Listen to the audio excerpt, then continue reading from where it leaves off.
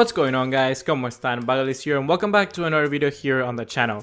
Today we're gonna do something very similar to a video I did 3 weeks ago in which we discussed whether should Zidane be sacked from Real Madrid.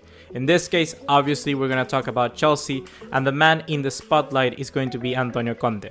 We're going to discuss whether should Antonio Conte get sacked from Chelsea, because after that humiliating defeat against Watford today 4-1, I gotta say that there's gonna be a lot of traffic coming his way. So we're gonna discuss 3 arguments for his sacking and 3 arguments against his sacking. And that's basically gonna be the format of this video. We're gonna come up with an unbiased decision, and basically you're gonna hear all about my opinions and what I think should happen to Antonio Conte. Just like always, guys, please remember to drop us a like and also to leave us a subscribe, turn the bell notification icon, and follow us on all other social media to keep up to date. You know the drill, you get the deal, so let's get right to it. So right away, we're gonna start with the first reason in favor of Antonio Conte getting sacked, and that is his attitude that he has been demonstrated in press conference and the media. I gotta say that Antonio Conte, whenever he's talking, he's just like taking shots at the board, saying like, oh, you don't give me enough money, bam, you don't give me enough support, this.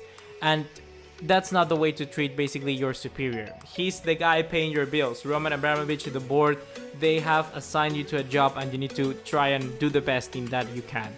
Sometimes you may say, oh, the board doesn't give me enough support, but that's the way it is. It's tough luck, you know? Sometimes you need to just work and shut up and put that shit up your ass, because then you're not gonna get paid.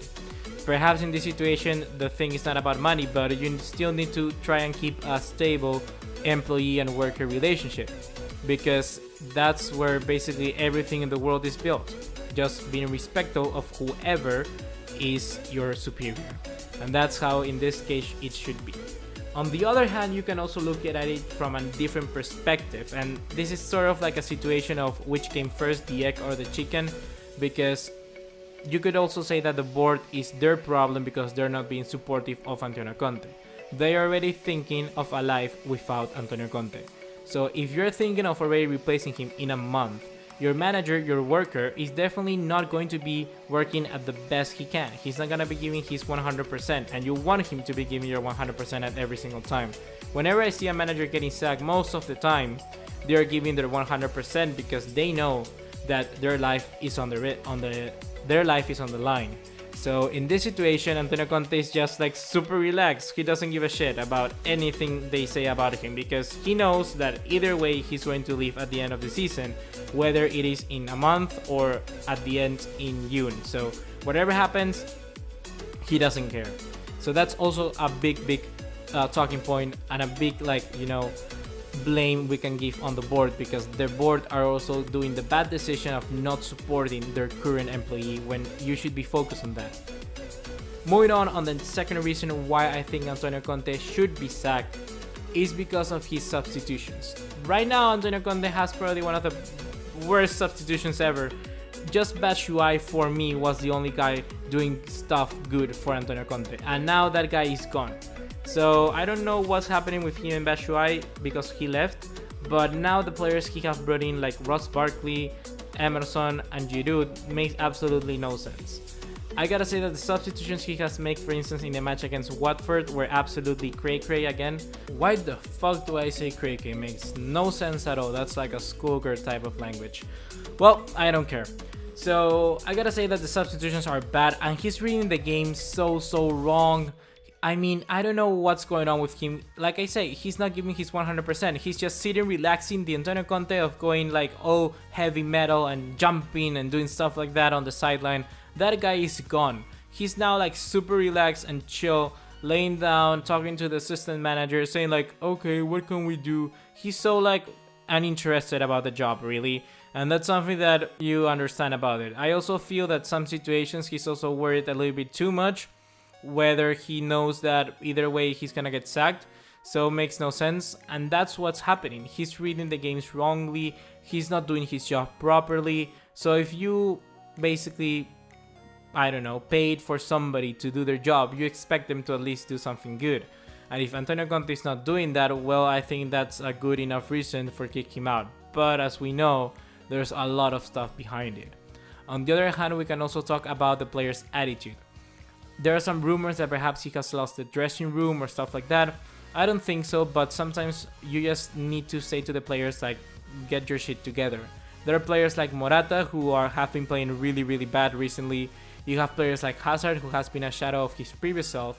So basically there's also a lot of things you need to blame on the players, and that's a huge also blame onto them. But that's something you cannot put the blame on Antonio Conte, because there's so much a manager can do. The players also need to perform, and if they're not doing that, then you cannot sack the manager because your left winger is not putting crosses inside the box. So they need to start figuring out that thing as well.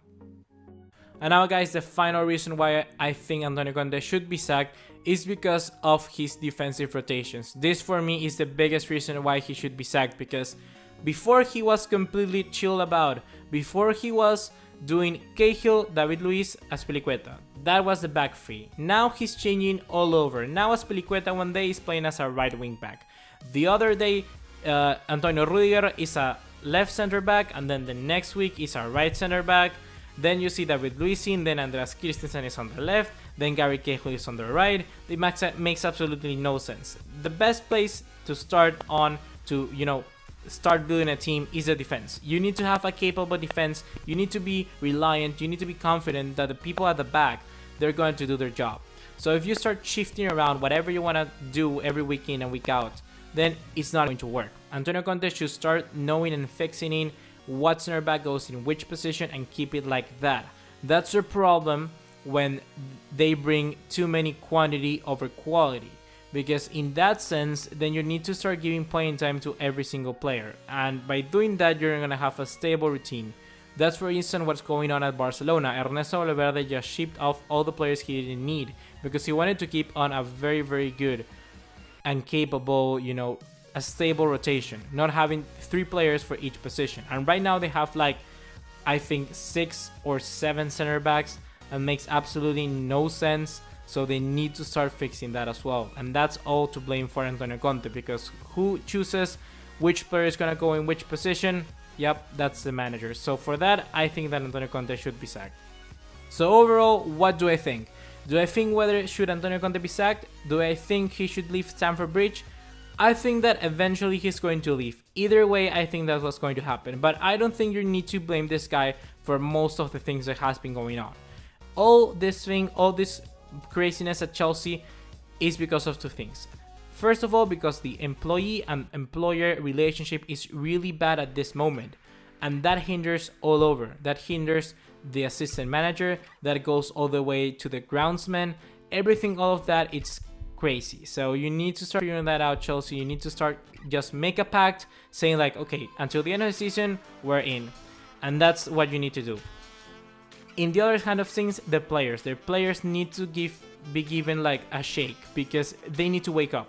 They have been playing many matches in which they have lost intensity to lower teams opposition, such as Bournemouth, Watford, Burnley at the start of the season. You got many situations like this. So you need to start working on that. The players need to be a little bit more efficient, need to be a little more concentrated, a little bit more focused, and all of the other things. All more adjective I can think about, because they're not performing at their ability. At the start, I was fascinated with Morata, but now he's just so bad. Like, he's really bad. Hopefully Giroud can do better. So that's my decision, guys. I think that Antonio Conte should leave at the end of the season. He shouldn't be sacked right now, because like I say, all the problems are not because of him. It is also because of the board and also from the players. So I wouldn't sack him right now. But what do you think? Leave your thoughts on the comment box down below. I want to see what you think, and see also what you think about my video and basically my opinions. Do you agree with them? Do you believe that my arguments were right? Were you gonna add more arguments? Do you have come up with more reasons why he should be sacked or reasons why he shouldn't be sacked? Leave all of them in the comment box down below, and let's have also a discussion down there. That's gonna be everything for today, guys. Just like always, remember to drop us a like, leave us a subscribe, turn on the bell notification icon, and follow us on all other social media to keep up to date. Make sure to make this channel a part of your daily routine. I've been your host for the day. See you in the next one. Take care. Ciao.